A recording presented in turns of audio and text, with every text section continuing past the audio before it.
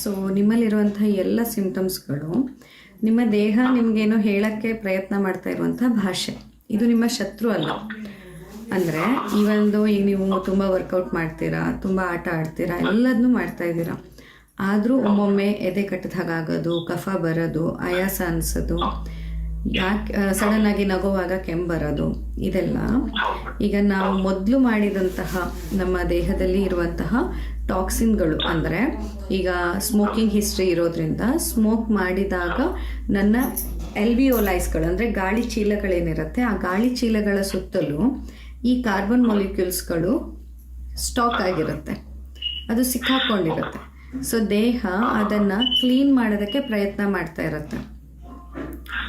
ನಿಜವಾಗಿ ನಮ್ಮ ದೇಹ ತುಂಬ ಪ್ರಯತ್ನ ಮಾಡುತ್ತೆ ಈ ಎಲ್ಲ ತೊಂದರೆಗಳಿಂದ ನಮ್ಮನ್ನು ಹೊರತರಬೇಕು, ಅದರ ಯಾವ ಅಂಶನೂ ನನ್ನ ದೇಹದಲ್ಲಿ ನಾನು ಇಟ್ಕೋಬಾರ್ದು ಅಂತ ದೇಹ ತುಂಬ ಪ್ರಯತ್ನ ಮಾಡುತ್ತೆ. ಆದರೆ ಕೆಲವೊಮ್ಮೆ ಈ ಹಳೆಯ ರ್ಯಾಮ್ನೆಂಟ್ಸ್ ಎಲ್ಲ ಉಳ್ಕೊಂಡಿರೋದು, ಅಂದರೆ ಇದು ಕ್ರಾನಿಕ್ ಆಗಿರೋದ್ರಿಂದ, ಈಗ ಅಕ್ಯೂಟ್ ಎಲ್ಲ ಆದರೆ ತಕ್ಷಣಕ್ಕೆ ದೇಹ ಕ್ಲೀನ್ ಮಾಡ್ಕೊಳ್ಳುತ್ತೆ. ಆದರೆ ಇವಾಗ ಕ್ರಾನಿಕ್ ಆದಾಗ ದೇಹಕ್ಕೆ ಔಷಧಿಗಳ ಸಹಾಯ ಬೇಕಾಗತ್ತೆ. ಇದನ್ನು ಸಂಪೂರ್ಣ ಸರಿ ಮಾಡೋಕ್ಕಾಗತ್ತೆ. ನನ್ನ ಅನುಭವದ ಪ್ರಕಾರ ನಿಮಗೆ ಕೇವಲ ಔಷಧಿ ಸಾಕಾಗತ್ತೆ, ಪಂಚಕರ್ಮ ಬೇಕಾಗಲ್ಲ. ಎಲ್ಲೋ ಒಂದು 5% ಜನರಲ್ಲಿ ಔಷಧಿ ರೆಸ್ಪಾನ್ಸ್ ಕೊಡದೇ ಇದ್ದಾಗ ನಾವು ಪಂಚಕರ್ಮ ಮಾಡಬೇಕಾಗತ್ತೆ. ಸೊ ನನಗನ್ಸುತ್ತೆ ಒಂದು 3 months ವೆಯ್ಟ್ ಮಾಡಿ ನೋಡೋಣ. 3 months ಔಷಧಿಯನ್ನೆಲ್ಲ ಕೊಡ್ತೀನಿ, ನಿಮ್ಮ ದೇಹ ಖಂಡಿತ ಸ್ಪಂದಿಸುತ್ತೆ. ಆ್ಯಂಡ್ ಈ 3 monthsಲ್ಲಿ ನಿಮಗೆ ಅಲರ್ಜಿ ಆಗುವಂತಹ, ಈಗ ಕಾಫಿ ಇರ್ಬೋದು, ಹಾಲಿರ್ಬೋದು, ಬಾಳೆಹಣ್ಣು ಮತ್ತು ಐಸ್ ಕ್ರೀಮು, ಕೋಲ್ಡ್ ಆಗಿರೋ ಅಂಥದ್ದು, ಶೀತದ ವಾತಾವರಣ ಮತ್ತು ತಂಪಾದ ಗಾಳಿಯಲ್ಲಿ ಇಬ್ಬನಿ ಬೀಳೋಲ್ಲಿ ಓಡಾಡೋದು, ಸೊ ಈ ಥರದನ್ನೆಲ್ಲ ಒಂದು 3 months ಅವಾಯ್ಡ್ ಮಾಡಬೇಕು ನೀವು. ಅಂದರೆ ಹೀಲಿಂಗ್ ಟೈಮಲ್ಲಿ ಒಮ್ಮೆ ಇದೇನು ಜೀವನ ಪೂರ್ತಿಗಲ್ಲ, ಒಮ್ಮೆ ಗುಣ ಆದಮೇಲೆ ನೀವು ಅದಕ್ಕೆಲ್ಲ ಎಕ್ಸ್ಪೋಸ್ ಆದ್ರೂ ಅಷ್ಟು ತೊಂದರೆ ಆಗೋದಿಲ್ಲ. ಎಲ್ಲೋ 1-2 ಸತಿ ಸೀನೋ ಅಥವಾ ಶೀತನೋ ಆಗಿ ಸರಿ ಹೋಗ್ಬಿಡತ್ತೆ. ಬಟ್ ಅದು ಸಂಪೂರ್ಣ ಹೀಲ್ ಆಗೋ ತನಕ ನೀವು ಒಂದು ಸ್ವಲ್ಪ ಎಕ್ಸ್ಟ್ರಾ ಕಾಳಜಿಯನ್ನು ತಗೋಬೇಕು, ಅದರಿಂದೆಲ್ಲ ದೂರ ಇಡಬೇಕು. ಸೊ ನಿಮ್ಮಲ್ಲಿ ಆಗಿರುವಂಥ ರೋಗಕ್ಕೆ ಏನು ಹೆದರೋದು ಬೇಡ. ಇದು ದೊಡ್ಡ ರೋಗ ಅಲ್ಲ, ಕೇವಲ ನಿಮ್ಮ ದೇಹ ನಿಮಗೆ ಕೊಡ್ತಾ ಇರೋ ವಾರ್ನಿಂಗ್ ಇದಷ್ಟೇ. ಹೌದು, ನೋಡಿ ಈಗ ಕಫ ಫಾರ್ಮೇಷನ್ ಯಾಕಾಗತ್ತೆ, ನಾವು ಅಂದ್ಕೋತೀವಿ ಕಫ ಫಾರ್ಮೇಷನ್ ಆಗೋದು ಒಂದು ಸಮಸ್ಯೆ ಅಂತ ನಿಮ್ಮ ಒಂದು ಯೋಚನೆ. ಹಲವಾರು ಜನರ ಯೋಚನೆ ಹಾಗೆ ಇರುತ್ತೆ. ಬಟ್ ನೋಡಿ, ಈಗ ಕಣ್ಣಲ್ಲಿ ಕಸ ಬದ್ದಾಗ ಕಣ್ಣಲ್ಲಿ ನೀರು ಉತ್ಪತ್ತಿ ಆಗುತ್ತೆ. ಯಾಕೆ ಉತ್ಪತ್ತಿ ಆಗುತ್ತೆ ಕಣ್ಣಲ್ಲಿ ನೀರು? ಈ ಕಣ್ಣಿಗೆ ಕಸ ಬಿತ್ತು, ಕಸ ಬಿದ್ದ ತಕ್ಷಣ ಏನಾಗತ್ತೆ? ಯಾಕೆ ಬರುತ್ತೆ ಕಣ್ಣೀರು? ಕಸವನ್ನು ಹೊರಗೆ ತರೋದಕ್ಕೆ. ಹಾಗೇನೆ ಈಗ ನಮ್ಮ ದೇಹಕ್ಕೆ ಏನಾದರೂ ಫುಡ್ ಪಾಯ್ಸನಿಂಗ್ ಆಗೋಂಥ ತಿಂದ ತಕ್ಷಣ ದೇಹ ವಾಂತಿಯನ್ನು, ಬೇದಿಯನ್ನು ಸ್ಟಾರ್ಟ್ ಮಾಡುತ್ತೆ. ಯಾಕೆ ಮಾಡುತ್ತೆ? ಆ ಇನ್ಫೆಕ್ಷನನ್ನು ದೇಹದಿಂದ ಹೊರ ಹಾಕೋದಕ್ಕೆ. ಹಾಗೆಯೇ ನಿಮ್ಮಲ್ಲಿ ಮೊದಲಿನ ಒಂದು ಹಳೆಯದಾದಂತಹ ಈ ಟೊಬ್ಯಾಕೊ ಇಂಟೇಕ್ ಮಾಡ್ತಾ ಇದ್ದಿದ್ರಿಂದ, ಆ ಸ್ಮೋಕಿಂಗಿಂದ ಒಳ ಹೋಗಿರುವಂತಹ ಆ ಗಾಳಿ ಚೀಲದ ಸುತ್ತಮುತ್ತ ಇರುವಂತಹ, ಅಂದರೆ ದೇಹ ಸುಮಾರಾಗಿ ಹೊರಗೆ ಹಾಕ್ಕೊಂಡಿರುತ್ತೆ, ಅಲ್ಪ ಸ್ವಲ್ಪ ಉಳಿದಿರೋ ಅಂಥದ್ದನ್ನು ಹೊರ ಹಾಕಕ್ಕೆ ಅಂತ ದೇಹ ಕಫವನ್ನು ಉತ್ಪತ್ತಿ ಮಾಡುತ್ತೆ.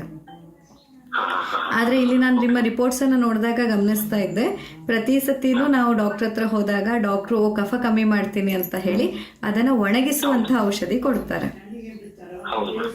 ಈಗ ಕಣ್ಣಲ್ಲಿ ಕಸ ಬಿದ್ದಾಗ ಕಣ್ಣೀರು ಬರಬಾರ್ದು ಅಂತ ನಾನು ಕಣ್ಣೀರನ್ನು ತಡೆ ಹಿಡಿಯುವಂಥದ್ದು ಮಾಡಿದ್ರೆ ಆ ಕಸ ಹೊರಗೆ ಬರೋದು ಹೇಗೆ ಅಲ್ವಾ? ಹಾಗೇನೆ ನಿಮ್ಮ ಶ್ವಾಸಕೋಶದಲ್ಲಿ, ಅದರಲ್ಲೂ ಲೋವರ್ ರೆಸ್ಪಿರೇಟರಿ ಟ್ರ್ಯಾಕ್ಟ್ ಅಂತ ಹೇಳ್ತೀವಿ, ಅಂದರೆ ಶ್ವಾಸಕೋಶದ ಈ ಕೆಳಭಾಗದಲ್ಲಿ ಕೆಳಭಾಗದಲ್ಲಿ ಆ ಅಲ್ವಿಯೋಲೈಸ್ಗಳಿಗೆ ಸಿಕ್ಕಾಕೊಂಡಿರುವಂಥ ಈ ಒಂದು ಟೊಬ್ಯಾಕೊ ಅಂಶ, ಟಾಕ್ಸಿನ್ಸ್ಗಳು, ಅದೊಂದು ಕೆಟ್ಟ ಈ ಡಾಂಬರ್ ಥರ ಆಗಿರುತ್ತೆ ಸರ್, ಗೊತ್ತಾಯ್ತಾ? ಸೊ ಅದನ್ನು ಹೊರ ಹಾಕೋದಕ್ಕೆ ಬರೀ ಅದನ್ನಷ್ಟೇ ತೆಗೆದು ಹೊರ ಹಾಕೋಕ್ಕಾಗಲ್ವಲ್ಲ, ಮತ್ತು ಅದು ಹೊರ ಬರುವಾಗ ಈಗ ಆನ್ ದಿ ವೇ ಈ ದಾರಿಯನ್ನೆಲ್ಲ ಕೂಡ ಡ್ಯಾಮೇಜ್ ಮಾಡುವಂಥ ಸಾಧ್ಯತೆ ಇರುತ್ತಲ್ವ. ಅದಕ್ಕಾಗಿ ದೇಹ ಕಫವನ್ನು ಉತ್ಪತ್ತಿ ಮಾಡಿ ಆ ಕಫದ ಜೊತೆಯಲ್ಲಿ ಈ ಟಾಕ್ಸಿನ್ಸನ್ನು ಹೊರ ಹಾಕತ್ತೆ. ಸೊ ದ್ಯಾಟ್ ಆ ಟಾಕ್ಸಿನ್ ಸುತ್ತಲೂ ಕಫ ಬಂದು ಆ ಕಫಜನ್ನು ಹೊರ ಹಾಕುವಾಗ ನಮ್ಮ ದೇಹದ ಬೇರೆ ಅಂಗಾಂಗಕ್ಕೂ, ಮೂಗಿಗೂ, ಶ್ವಾಸನಾಳಕ್ಕೂ ತೊಂದರೆ ಆಗಬಾರ್ದು ಅಂತ. ಸೊ ನಿಮ್ಮಲ್ಲಿ ಕಫ ಉತ್ಪತ್ತಿ ಆಗ್ತಾ ಇರೋದು ನಿಮ್ಮ ಶತ್ರು ಅಲ್ಲ, ಅದು ನಿಮ್ಮ ಫ್ರೆಂಡ್. ನಿಮ್ಮ ದೇಹದಲ್ಲಿರುವಂತಹ ಆ ಒಂದು, ನಾವು ಧೂಮಪಾನ ಮಾಡಿದಾಗ ಉಳ್ಕೊಂಡಂತಹ ಕಾರ್ಬನ್ ಮೊಲಿಕ್ಯೂಲ್ಸ್ಗಳು, ಅದು ತುಂಬ ಸಮಯದಿಂದ ಇದ್ದು ಒಂಥರ ಗಟ್ಟಿ ಟಾರ್ ಆದಂಗೆ ಆಗಿರುತ್ತದು ತುಂಬ. ಸೊ ಅಂಥದ್ದನ್ನು ನಿಮ್ಮ ದೇಹದ ಈಗ ಶ್ವಾಸನಾಳಕ್ಕೆ ಆಗಲಿ, ಮೂಗಿಗಾಗಲಿ, ಬೇರೆ ಜೀವಕೋಶಗಳಿಗೆ ಅದರಲ್ಲಿರುವಂಥ ಟಾಕ್ಸಿನ್ಸ್ಗಳನ್ನ ಹೊರ ಹಾಕಬಾರ್ದು, ಬೇರೆ ಜೀವಕೋಶಗಳ ಒಳಗಡೆ ಅದು ಸ್ಪ್ರೆಡ್ ಆಗಬಾರ್ದಂತ ಕಫ ಉತ್ಪತ್ತಿ ಮಾಡಿ ಅದು ಪ್ರೊಟೆಕ್ಟ್ ಮಾಡ್ತಿರುತ್ತೆ ನಿಮ್ಮ ದೇಹವನ್ನು ಅಲ್ವಾ. ಸೊ ನೀವು ನೋಡಿ, ಇಲ್ಲಾಂದರೆ ಸರ್ ನೀವು ಈಗ ಇಷ್ಟೊಂದು ಡಾಕ್ಟರ್ಸ್ ಹತ್ರ ಹೋಗಿದ್ದೀರಾ, ಎಲ್ಲ best of the best doctors, ಎಲ್ಲ ಒಳ್ಳೆ ಕಡೆನೇ ನೀವು ಹೋಗಿರೋದು ಅಲ್ವಾ.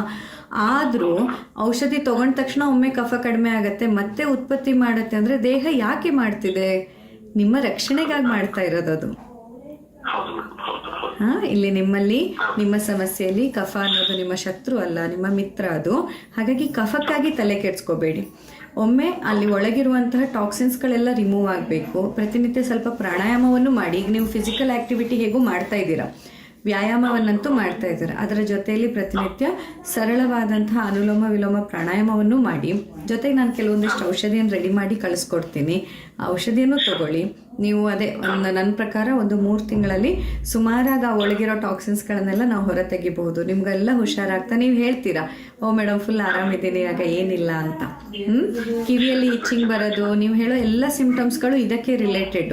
ಅಂದರೆ ದೇಹ ಇದನ್ನು ಹೊರ ಹಾಕೋಕ್ಕೆ ಅಷ್ಟು ಒಳಗಡೆಯಿಂದ ಪ್ರಯತ್ನ ಮಾಡ್ತಿರೋದ್ರಿಂದನೇ ನಮ್ಮ ಎನರ್ಜಿ ಎಲ್ಲ ಅಲ್ಲಿ ಯೂಸ್ ಆಗ್ತಾ ಇದೆ. ನಮಗೆ ಒಮ್ಮೊಮ್ಮೆ ಆಯಾಸ ಅಂತ ಅನ್ಸೋದು ಆ ಕಾರಣಕ್ಕಾಗಿ. ಹೀಗೆ ಎಷ್ಟೊಂದು ಜನ ನಮ್ಮ ದೇಹದಲ್ಲಿ ಬರ್ತಾ ಇರೋವಂಥ ಸಿಂಪ್ಟಮ್ಸ್ಗಳನ್ನು ನಾವೇನು ಅನ್ಕೋತೀವಿ, ನಮ್ಮ ಶತ್ರುಗಳಂತ ಅನ್ಕೋತೀವಿ. ಆ ಸಿಂಪ್ಟಮ್ಸನ್ನು ಸಪ್ರೆಸ್ ಮಾಡೋಕ್ಕೆ ಹೋಗ್ತೀವಿ, ಅದಕ್ಕೆ ನಮ್ಗೆ ಹುಷಾರಾಗ್ತಾ ಇರಲ್ಲ. ಆ ಸಿಂಪ್ಟಮ್ಸನ್ನು ಸಪ್ರೆಸ್ ಮಾಡದೆ ಔಷಧಿಗಳನ್ನು ತಗೊಂಡು ಆ ಔಷಧಿಗಳಿಂದಾಗಿ ಏನು ತೊಂದರೆ ಇದೆ ಅಲ್ವಾ, ಅದನ್ನು ಹೊರ ಹಾಕೋದ್ರಲ್ಲಿ ನಾವು ನಮ್ಮ ದೇಹಕ್ಕೆ ಸಹಾಯ ಮಾಡಿದರೆ ತುಂಬ ಬೇಗ ಈ ರೋಗವನ್ನು ವಾಸಿ ಮಾಡೋಕ್ಕಾಗತ್ತೆ.